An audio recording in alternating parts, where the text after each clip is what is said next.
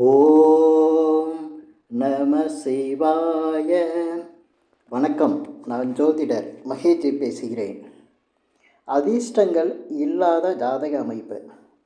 இப்போ நிறைய பேர் அதிர்ஷ்டம் இருக்கா இல்லையா அப்படின்னு தெரியாமலே லாட்ரி சீட்டு வாங்குறது, ஷேர் மார்க்கெட்டில் ஈடுபடுறாங்க. அதே போல் இந்த பிட்காயின், அது இல்லாமல் மொபைலில் ஆப்பு நிறைய அந்த கேம்லிங்லாம் இருக்குது. இதிலலாம் ஈடுபட்டு பெரிய லாஸ் ஆகிடுறாங்க, ரொம்ப கஷ்டப்படுறாங்க. இதனால் பெரிய அளவுக்கு பாதிப்படைகிறாங்க. இது எப்படி நடக்குது? லாஸ் ஒரு சிலருக்கு ஏற்பட்டுருது. அந்த லாஸ் ஒரு சிலருக்கு எப்படி ஏற்படுது, நிறைய பாதிப்பும் ஏற்படுது அப்படிங்கிறத தெரிஞ்சுக்கணுன்னா நம்ம அவங்களுடைய ஜாதகத்தை தான் ஆய்வு பண்ணணும். இதுக்கு ஜாதகத்தில் எந்த மாதிரி அமைப்பு இருந்தால் இவங்களுக்கு இந்த மாதிரி அதிர்ஷ்டங்களால் கிடைக்கக்கூடிய பணம் இவங்களுக்கு கிடைக்காது அப்படிங்கிறது உறுதியாக தெரிஞ்சிடும். அப்படி ஜாதகத்தில் அந்த மாதிரி அமைப்பு இருக்கிறவங்க இந்த மாதிரி லாட்ரி ரேஸ், அப்புறம் அந்த பிட்காயின், அப்புறம் ஷேர் மார்க்கெட்டு, இந்த மாதிரி விஷயங்களில் ஈடுபடாமல் இருந்தாங்கன்னா அவங்களுடைய வாழ்க்கை நிலை நல்லாயிருக்கும். அவங்களுக்கு அவங்களுடைய ஜாதக அமைப்பை முழுமையாக தெரிஞ்சிட்டாங்கன்னா இந்த மாதிரி பிரச்சனை இருக்காது, மன உளைச்சல் இருக்காது, கஷ்டங்கள் இருக்காது. நிறைய பேர் எப்படின்னா, நிறைய கஷ்டப்படுற நேரத்தில் லாட்ரி விழுகுமா அப்படின்னு கேட்குறாங்க. லாட்ரி, ஏன்னா நான் லாட்ரி சீட்டை பற்றி இந்த யூடியூப்பில் வீடியோலாம் போடவும் நிறைய பேர் அதுக்கு கால் பண்ணி கேட்குறவங்கெல்லாம் பார்த்திங்கன்னா ரொம்ப மோசமான ஒரு ஜாதக அமைப்பில் இருக்கவங்க தான். ஏன்னா அவங்க வாழ்க்கையில் ரொம்ப கஷ்டப்படுறவங்க, ரொம்ப ஏழ்மை நிலை, அதே போல் மிகப்பெரிய அளவுக்கு கடன் இருக்கவங்க, இவங்க தான் லாட்ரி சீட்டு உழுகுமான்னு பார்க்குறாங்க. முதல்ல ஒரு அடிப்படை விஷயத்தை புரிஞ்சுக்கணும். அவங்க ஒரு நல்ல அதிர்ஷ்டசாலியாக இருந்தாங்கன்னா அவங்களுக்கு கஷ்டமே இருக்காது, கடன் இருக்காது, நிறைய பணம் இருக்குமே, சந்தோஷமாக இருக்குமே. அவங்க வாழ்க்கையில் ஏதோ ஒன்று மிகப்பெரிய தடையாக இருக்கவங்க தானே அவங்களுக்கு அதிர்ஷ்டம் இல்லாத வாழ்க்கையாக இருக்குது. பணத்தினால பிரச்சனை வருது. அப்படி இருக்கவங்களுக்கு வாழ்க்கையே பிரச்சனையாக இருக்கவங்களுக்கு அதிர்ஷ்டம் எப்படி கிடைக்கும்? அவங்க ஜாதகத்தை பார்த்து இந்த அமைப்பு இருக்குது, நம்ம இதெல்லாம் செய்யக்கூடாது அப்படிங்கிறத தெரிஞ்சுக்கணும். சில பேர் நிறைய கடன் கிடைக்கிது, நிறைய பணம் புழக்கம் இருக்கிறவங்க தெரியாமல் இந்த மாதிரி லாட்ரி, ஷேர் மார்க்கெட்டு, பிட்காயின், இந்த மாதிரி விஷயங்களில் ஈடுபட்டு பெரிய சிக்கலாகிடுறாங்க.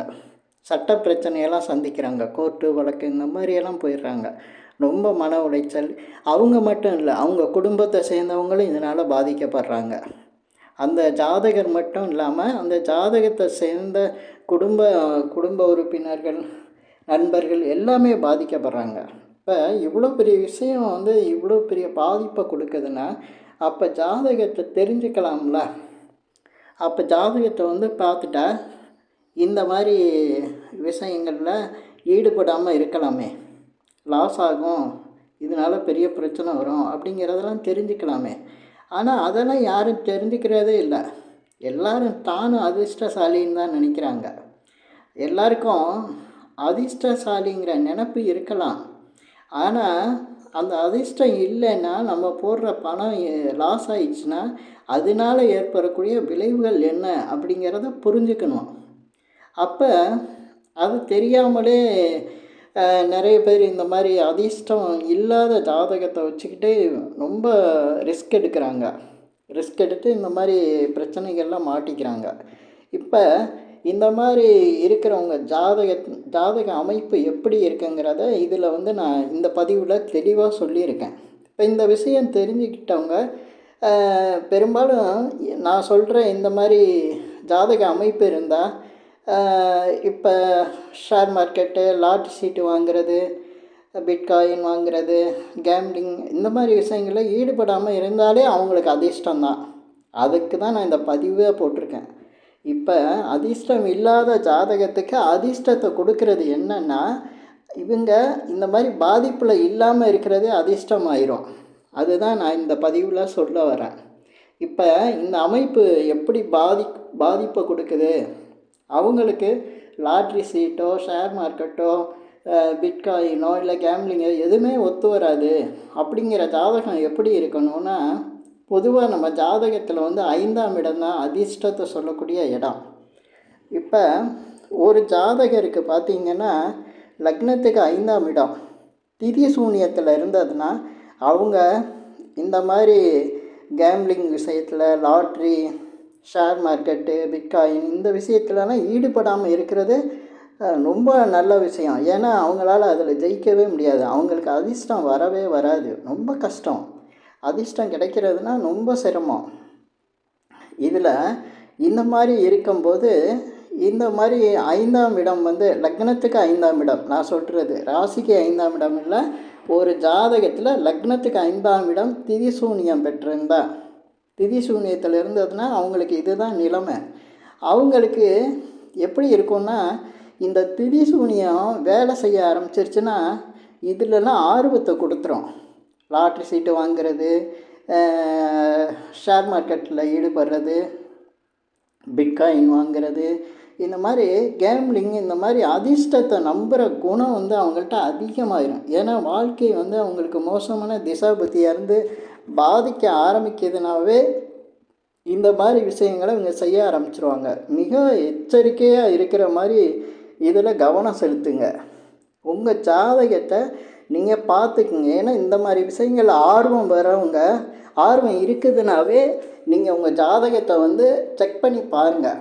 ஏன்னா 5ஆம் இடம் திதி சூனியத்தில் இருக்கா அப்படின்னு பார்க்கணும். இதுக்கு அடுத்து லக்னத்துக்கு 5ஆம் இடம் திதி சூனியம். இதுக்கடுத்து காலபுருஷனுக்கு 5ஆம் இடம். இந்த 5ஆம் இடங்கிறது சிம்ம ராசி வரும்.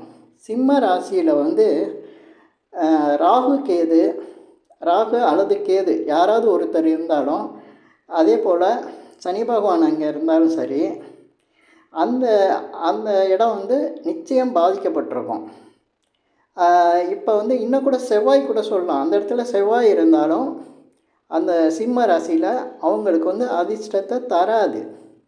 ஏன்னா அந்த இடம் வந்து 5ஆம் இடம் பாதிக்கப்பட்டிருக்கும். அந்த 5ஆம் இடத்துல நிச்சயமாக அவங்களுக்கு வந்து ஒரு பெரிய லாஸை கொடுத்துரும். சிம்ம ராசியில் ராகு கேது சனீஸ்வரர் செவ்வாய் இந்த மாதிரி கிரகங்கள் இருந்தால் நிச்சயம் வந்து அவங்களுக்கு பாதிக்கப்படும்.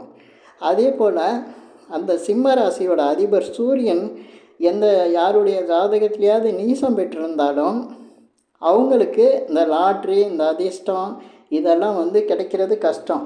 இதில் ஒரு விதிவிலக்கு இருக்குது. சூரியன் நீசம் பெற்றிருந்தாலும் அதிர்ஷ்டத்தை அடைகிறதுக்கு ஒரு சான்ஸ் இருக்குது. எப்படின்னா, இப்போ திதி சூனியம் அடைகிறது வந்து லக்னத்துக்கு 5ஆம் இடம். அந்த 5ஆம் வீட்டில் எந்த வீடு திதி சூனியம் பெற்றிருக்கோ அந்த 5ஆம் வீட்டில் சூரியன் போய் இருந்து, அதே போல் அங்கே நீசம் பெற்றிருக்கணும்.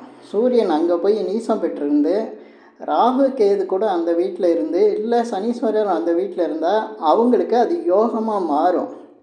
திதி சூனியம் பெற்று அந்த இடத்துல சூரியன் நீசம் பெற்று, இல்லை சனி பகவான் நீசம் பெற்று, அதே போல் அங்கே வந்து ராகு கேது இருந்தாங்கன்னா, ராகு அல்லது கேது இல்லை செவ்வாய் இந்த மாதிரி இருந்தால் அவங்களுக்கு அது யோகமாக மாறும். ஏன்னா திதி சூனியத்துக்குள்ளே போய் பாப கிரகங்கள் இருந்து பாதிக்கப்பட்டிருந்தால் அது நிச்சயமாக அவங்களுக்கு அதிர்ஷ்டத்தை கொடுக்கும். அது மாதிரி அமைப்பு இருக்கும். ஆனால் நீங்கள் பொதுவாக வந்து லாட்ரி சீட்டு வாங்குறவங்க, ஷேர் மார்க்கெட்டில் அதிகம் ஈடுபடுறவங்க, அதே போல் இந்த பிட்காயின் இது மாதிரி கிரிப்டோ கரன்சிலாம் சொல்கிறாங்களா, அந்த மாதிரி கரன்சி வாங்குறவங்க இதில் ரொம்ப கவனமாக இருக்கணும்.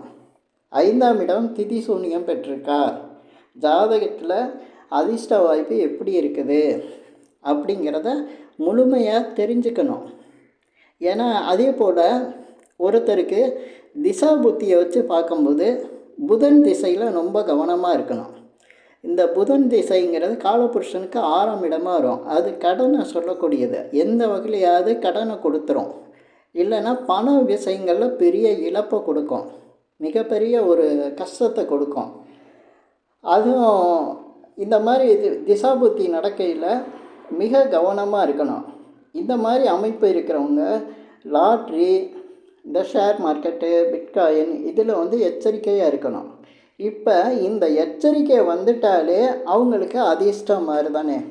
பெரிய அளவில் அவங்க வந்து லாஸை சந்திக்க மாட்டாங்க, பெரிய சிக்கல் வராது, வாழ்க்கையில் பிரச்சனை இருக்காது.